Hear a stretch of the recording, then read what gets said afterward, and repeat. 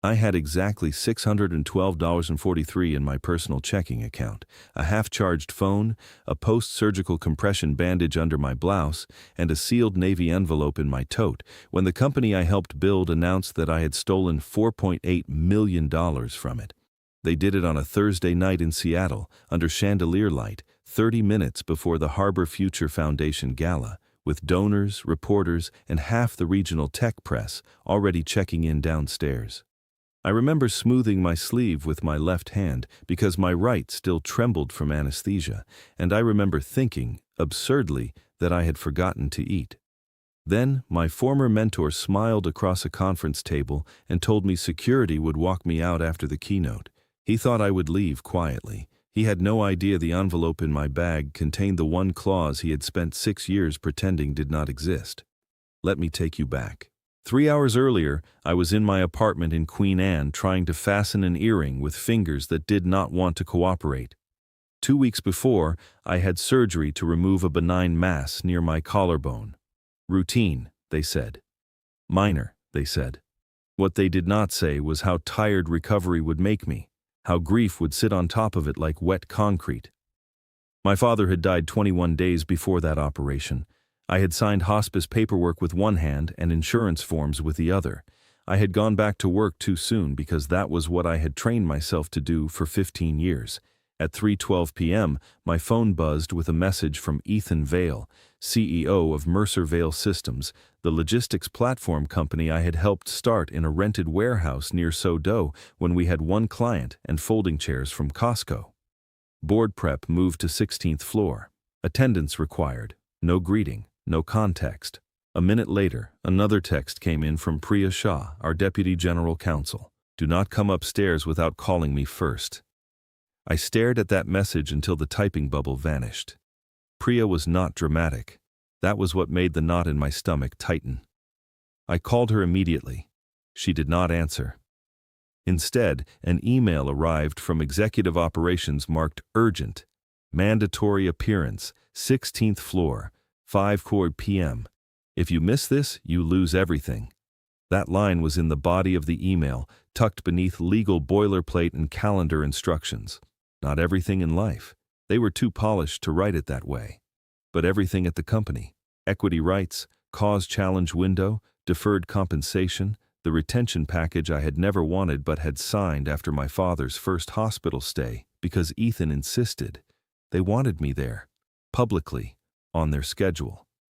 I put the phone face down. Then I waited. By 4:40, I was in the back seat of a town car the company had sent, looking out at a cold silver sound and trying to slow my breathing. The gala was our biggest public night of the year. Donors, city officials, hospital administrators, our clients from Vancouver and Portland. The kind of event where everyone smiled too long and called each other visionary. We sponsored scholarships for veterans transitioning into data security roles. My brother Caleb had been the reason for that program. He died in Kandahar at 26. My father had never recovered from the call. Neither had I, not really.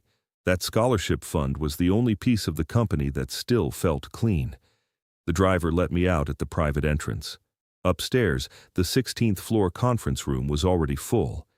Ethan sat at the head of the table in a navy tuxedo that looked tailored around his ego. To his right was Celia Dunn, our CFO, wearing pearls and the kind of expression people practice in mirrors before delivering bad news they secretly enjoy. At the far end sat Martin Greer from outside counsel and 2 HR executives who would not meet my eyes. No one offered me water. No one asked how I was healing. That was not new. The dehumanization had started long before that evening, years before. The first time I understood what role Ethan had assigned me in his private mythology was at a board dinner in 2021, after we closed a major government contract. I had structured the compliance appendix that saved the deal after a last-minute indemnity dispute. We were in a steakhouse downtown. Everyone was toasting Ethan's vision. One board member turned to him and said, "Naomi saved this." Ethan smiled into his bourbon and replied, "Naomi is excellent once she's given the right frame. Some people are builders, some people are maintainers." The table laughed softly, politely. I kept my fork still and finished my water. The second time was worse. During my father's last hospital admission, I missed a Saturday leadership retreat in Woodinville. I sent notes. I logged in remotely from a family consult room. On Monday, Celia stopped by my office, glanced at the plastic visitor bracelet still looped around my wrist, and said, "You need to decide whether you're an executive or a daughter. The market punishes hesitation." Calm cruelty always sounds the most professional. Back in the 16th floor room, Ethan folded his hands and spoke in the tone he used with investors and children. "Naomi, this will be difficult, but our forensic review identified unauthorized vendor payments totaling $4,819,000 routed through entities approved under your credentials." I looked at him for a full second before I said, "My credentials were frozen during my surgery." Celia slid a packet toward me. "According to our records, they were not. My name was on the signature lines. My employee ID sat in the approval fields. There were references to 2 subcontractors I had never heard of and 1 vendor address in Tacoma that rang faintly familiar without landing anywhere specific. The dates were surgical. 1 during my father's hospice week. 1 the morning of my pre-op consult. 1 on the day of his funeral. That was deliberate. Someone wanted the timeline to humiliate me, not just remove me. Martin Greer cleared his throat. "Given the evidence, the company is prepared to terminate for cause and refer the file to federal authorities unless you agree to immediate resignation, equity surrender under Section 8, and a confidentiality agreement." There it was, the threat. Smug enough to be insulting, serious enough to be dangerous. Ethan leaned back and said, "Sign tonight, Naomi. We can keep this private." I heard myself ask very evenly, "Are you accusing me of wire fraud?" Celia answered before he could. "We are saying the pattern is consistent with misconduct." The room stayed still. I looked at the packet again, and then at the little details no one else in the room would think mattered. The font spacing on page 3. The approval export timestamps rounded to the minute instead of the second. The e-signature certificate block missing the secondary device hash that our system automatically captured after a security upgrade I had personally installed 18 months earlier. Ethan was watching my face. He mistook recognition for fear.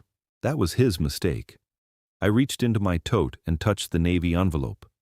Thick paper. My father had kept documents like that in a fireproof box labeled "Boring Things Matter." He had been a municipal bond lawyer before illness narrowed his world to medication trays and baseball on mute. 2 months before he died, when morphine and clarity traded places unpredictably, he called me to his house and handed me a copy of the original operating agreement Ethan and I had signed in a UPS store office with a bored notary and coffee stains on the table. "Your problem," Dad had said, voice thin but exact, "is that you confuse patience with surrender." At the time, I thought he was talking about grief. He was not. In the conference room, I did not open the envelope yet. I only said, "I won't be signing anything tonight." Celia gave a small laugh. "Then you understand we'll make a statement before the gala." Ethan added, "Security can remain discreet if you cooperate." That was the humiliation threat. Public, timed, intentional. I stood slowly because sudden movement still pulled at the stitches beneath my collarbone. "You should do what you think is best," I said. Then I left the room carrying the packet they thought had cornered me. Priya was waiting in an empty office 2 floors down. She shut the door behind me and exhaled like she had been holding her breath for an hour. "They moved faster than I expected," she said. I did not ask how much she knew. I asked the only question that mattered. "Can you still help me?" She nodded once. "Yes. But you need to understand the shape of this." She opened her laptop and turned the screen toward me. On it were vendor registration files, mailbox rental records, and a notary log from Pierce County. One of the shell vendors was registered to a commercial mail suite. Another used an LLC manager tied to Celia's brother-in-law. Priya pointed to a spreadsheet and said, "The approvals were inserted through admin emulation. That means someone with elevated permissions generated records that looked like your actions. Not clean enough to hold up under a real forensic audit, but clean enough to scare you into a resignation. Forensic audit sounds abstract until someone explains it in human language. Priya did. She said, it's when an outside team reconstructs what actually happened from raw logs, device signatures, access badges, banking traces, and metadata. Not the pretty reports, the underlying trail. And the trail leads to them. I sat down hard. My flaw had always been the same. I stayed in broken rooms too long because I believed I could outwork disloyalty. I had seen changes over the past year. Strange dilution proposals, deferred board minutes, Celia taking over treasury functions she had no reason to touch, Ethan freezing me out of investor calls I used to lead. I told myself it was grief making me suspicious. I told myself recovery had made me fragile. I was wrong about one thing, not about them, about the cost of waiting. Priya slid a flash drive across the desk. There's more. The second folder changed everything. It was not a figure of speech. She actually had a second folder, physical this time, manila, thick and ugly, with printed email headers and a cover sheet from an outside audit firm in Bellevue. The firm had been retained quietly by one of our independent directors after noticing irregularities in escrow reconciliations during a proposed acquisition. Buried in the notes was a phrase I had not seen in years: fraud, carve-out. Priya tapped that line with one nail. They've been relying on Section 8 to threaten equity forfeiture, but there's an exception in the founder agreement. If cause is manufactured through bad faith records or self-dealing, the dilution protections reverse. The harmed founder can trigger a repurchase freeze and emergency vote. I looked up. She held my gaze. Your father remembered. He sent me the clause after your first surgery consult because he didn't trust Ethan's sudden interest in your stock. I almost laughed from the sheer audacity of it. Ethan had been planning around me while my father, dying, had been planning for me. This isn't revenge, I said, more to steady myself than anything else.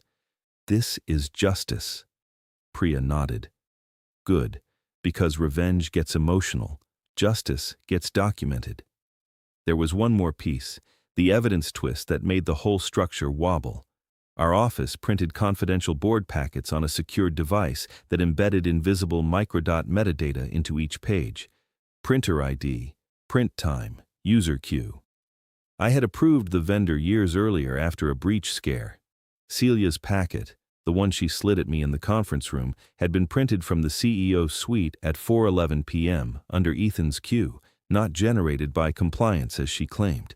The missing secondary device hash, the rounded timestamps, the printer dots, small things, fatal things. Priya said, I also pulled badge access. You were in pre-op when one of the approvals was entered. Ethan's chief of staff badged into the restricted finance room at that exact time. She's already asked for personal counsel. That was the ally identity twist, though I did not know the full extent yet. The chief of staff's name was Lila Moreno. Quiet, immaculate, invisible in the way competent women often get mistaken for furniture by men who think they own the room. 6 months earlier, I had stopped Ethan from firing her after he blamed her for a missed investor deck that he himself had failed to review. I thought I was doing one decent thing in a hard year. I did not know she had started copying documents after that. At 6:14 p.m., Lila walked into Priya's office, carrying a garment bag from the gala and a white envelope with my name on it. I can't stay long, she said. He thinks I'm downstairs fixing the donor table issue. She handed me the envelope. Inside was an affidavit draft, unsigned but detailed, describing instructions Celia had given her to route amended approval logs through an admin console and backdate a vendor due diligence memo. Lila's hands were steady, but her jaw was tight. I have screen recordings, she said, and the audio from a call last week. He said if you didn't resign tonight, they'd leak that you were unstable after surgery. There it was again. Calm cruelty wrapped in executive language. Priya asked, Will you sign? Lila nodded. If outside counsel protects me, I said, they will. At 6:32, our independent director, Judge Helen Baird, retired, joined us by secure video from her car. She had the blunt face of someone whose career had not depended on being liked. She listened for 11 minutes without interrupting. When we finished, she asked only 3 questions. Can you authenticate the logs? Can you preserve the affidavit tonight? Can you stop them from moving funds before morning? Priya answered yes, yes, and maybe. Judge Baird said, then do not let this stay internal. Internal rot spreads in the dark. She authorized an emergency board session for 8:15 p.m. in the donor library on the mezzanine level, before the keynote but after enough high-level attendees had arrived to make sudden departures noticeable. Social twist, visible pressure, not a public spectacle yet, but close enough that reputational panic would keep people honest. I changed into the black gown I had almost not worn that night. High neck, simple lines, nothing fragile about it. Priya pinned my medical bandage so it would not show. Lila signed the affidavit before a mobile notary from a downtown firm whose fee seemed obscene, until I realized that tonight, speed itself was evidence. Downstairs, the gala was already in motion. Waiters with silver trays, donors in deep green silk and tuxedos that looked expensive without trying. The scholarship banner with Caleb's name near the stage. For one unsteady second, grief hit so hard I had to touch the edge of a marble column. Then I saw Ethan across the room laughing beside the mayor's chief of staff, one hand on Celia's elbow like they had already survived the night. He had no idea. At 8:15, the donor library doors closed. Inside sat 7 board members, outside counsel, Priya, Judge Baird, and me. Ethan arrived last, annoyed rather than nervous, which told me he assumed he still controlled the frame. Celia came in 2 minutes later carrying a leather binder. She stopped when she saw me at the table. "Why is she here?" she asked. Judge Baird answered, "Because she requested the emergency review you should have requested before accusing a founder of fraud." Ethan smiled thinly. "With respect, Helen, this is highly irregular." She said, "So is fabricating cause." He went still. What followed was not dramatic in the way movies train people to expect. No shouting. No glasses shattered. Real power reversals are quieter. Priya began with the packet metadata. She explained microdot printer identification and why page 3's print source mattered. Martin Greer, who had threatened me an hour earlier, began reading with a face that slowly drained of color. Then came the access logs, the missing device hash, the admin emulation trail, the mailbox registrations. Lila's affidavit was read aloud in sections. Not everything. Enough. Celia tried to interrupt twice. Judge Baird cut her off both times. Then Ethan said, "This proves at most a procedural irregularity." That was when I opened the Navy envelope. Inside was the original founder side letter signed in 2018 after our Series A. The one Ethan had spent years pretending was superseded. It contained a canary clause, an obscure safeguard my father insisted on after catching sloppy language in a revised version. He called it that because if anyone ever attempted a bad faith removal using manufactured records, the clause automatically triggered 3 things: suspension of unvested executive grants for the accusing officers, a temporary block on Treasury transfers above $200,000, and an immediate special vote in which disputed founder shares were counted at the pre-dilution ratio until the allegation was independently reviewed. I explained it myself because I wanted them to hear it in my voice. A canary clause is designed for one purpose, I said. It assumes that when governance is poisoned, the normal cap table can't be trusted. So for a brief window, it restores the original balance long enough to stop a theft dressed up as procedure. The room leaned in. Ethan stared at the signature page. He knew the document. He had just gambled that I no longer had it. Celia whispered, "That letter was never adopted." Judge Baird held up the attached notary certification and the board consent email from 2018. It was. Outside, somewhere beyond the library doors, the orchestra shifted into a brighter arrangement for donors arriving late. Inside, all I could hear was the air system. Ethan tried one last move. "Even if this letter stands, Naomi's judgment has been compromised by recent medical stress."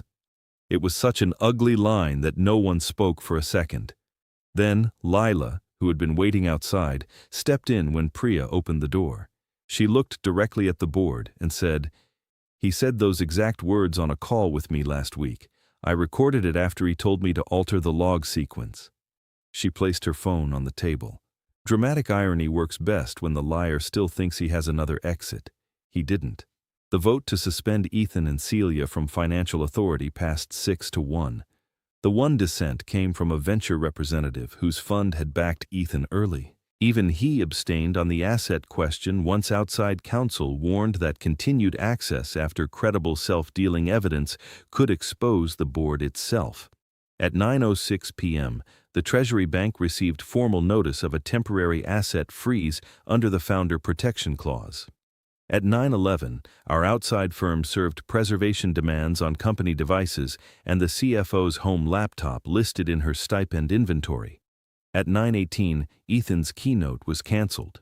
He stood as if he wanted to speak and discovered, perhaps for the first time in years, that the room no longer required his version of events. "You're making a catastrophic mistake," he said. I answered, "No, we're finally itemizing one." The courtroom went silent 3 weeks later. Technically, it was a hearing room in the King County Courthouse for emergency injunctive relief, but silence there felt heavier than in any boardroom. Reporters sat in the back. So did 2 employees from my old team, both of whom I had once helped through layoffs by finding them internal roles. I did not look at them much. Loyalty under pressure is rarely graceful. Our petition was narrow and smart, not punishment, protection. We sought an extension of the asset freeze, appointment of an independent monitor, and preservation of all devices and banking records connected to the shell entities. That is how believable legal wins happen. You do not ask for the whole universe on day one. You ask for what the evidence can hold. Priya testified first on the metadata trail. A digital forensics expert from Bellevue explained device signatures in plain English. "Think of it as tire tracks," he told the judge. "You can repaint the car, but the pattern in the mud remains." Lila testified next under subpoena protection. She did not cry, she did not tremble. She simply described what Celia instructed, what Ethan approved, and how she copied the screen recordings to a private cloud folder after realizing they meant to blame me. Then Celia's attorney made the mistake I had hoped for. He introduced a declaration claiming one vendor had completed legitimate consulting work. Our expert had already traced payments from that vendor to a real estate escrow account used by Celia's brother-in-law to reserve a second home on Bainbridge Island. Escrow disputes sound dry until you show the judge lakefront listing photos and a deposit amount that exactly matches a consulting fee paid during a founder's funeral week. The judge adjusted her glasses, looked over the filings, and said, "Counsel, are you asking this court to ignore an affidavit, device logs, banking traces, and a notary record because your client now characterizes these transfers as strategy?" No one answered quickly enough. That was when the silence in the room changed.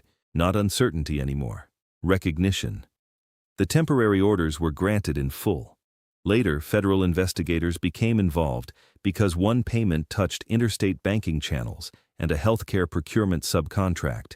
There were interviews, subpoenas, and months of document review. Real justice is slower than fury. It is also harder to outrun. Brandon-like public collapse was not my style, and I did not need one. Ethan resigned before the final internal report was released. Celia was terminated for cause and later settled civil claims without admitting liability, which in plain language meant she paid dearly to avoid the risk of losing publicly. 2 board members stepped down. Martin Greer's firm issued a statement about incomplete information that convinced no one. The company survived because the mass damage they had planned never fully matured. Remember the donor gala? Remember the public humiliation they had reserved for me? Judge Baird later told me that if Ethan had waited another quarter, the Treasury transfers would have been large enough to trigger debt covenant issues. They were not just trying to remove me, they were preparing to strip the company on the way out. That knowledge settled strangely. I had spent years believing I was fighting for a damaged institution that could still be repaired if I absorbed enough of the impact personally. The truth was sharper. Institutions do not heal because one loyal person keeps bleeding quietly inside them. They heal when records are forced into daylight and consequences become more expensive than denial. 1 year later, I live 15 minutes north of Seattle in a townhouse with too many plants and a view of water when the weather cooperates. I sleep through most nights. The scar near my collarbone is pale now. Some mornings I still touch it without thinking. Mercer Vale Systems exists under a different name. We rebuilt the scholarship program and renamed it for both Caleb and my father. I do not run day-to-day operations anymore. I chair ethics oversight and spend the rest of my week helping founders write governance rules that assume human weakness instead of pretending it won't show up in tailored clothing. Lila leads operations at a non-profit accelerator and sends me photos of her dog in tiny raincoats. Priya made partner. Judge Baird retired for real this time and occasionally emails me articles with subject lines like, "See? Boring things mattered." As for Ethan, his consequence was exactly what I wanted it to be, not ruin for the sake of spectacle, not cruelty, exposure, repayment, and permanent exclusion from the kind of rooms where trust is treated like collateral. The civil settlement forced the return of stock compensation and restricted his ability to serve as an officer in any company receiving certain institutional funds for a defined period. For a man who built his identity out of access, that was a harsher punishment than any speech I could have given. Celia left the state. I heard she consults under a shortened version of her name. Maybe that is true. Maybe it is not. It no longer concerns me. What concerns me now is simpler. Boundaries, self-respect. The moment a room starts teaching you to explain away your own erasure, leave earlier than I did. Document faster than I did. Trust your discomfort before it hardens into proof. People think justice arrives as a thunderclap. In my experience, it arrives as a folder, a timestamp, a witness who decides not to stay quiet, and one clause everyone hoped you had forgotten. I put the phone face down, then I waited. And when the time came, I did not raise my voice. I only opened the record and let the truth do what it was built to do. If you've ever been underestimated because you stayed calm, tell me what gave you your first warning sign. And if you want more stories where the ending comes through evidence, not chaos, subscribe and stay with me.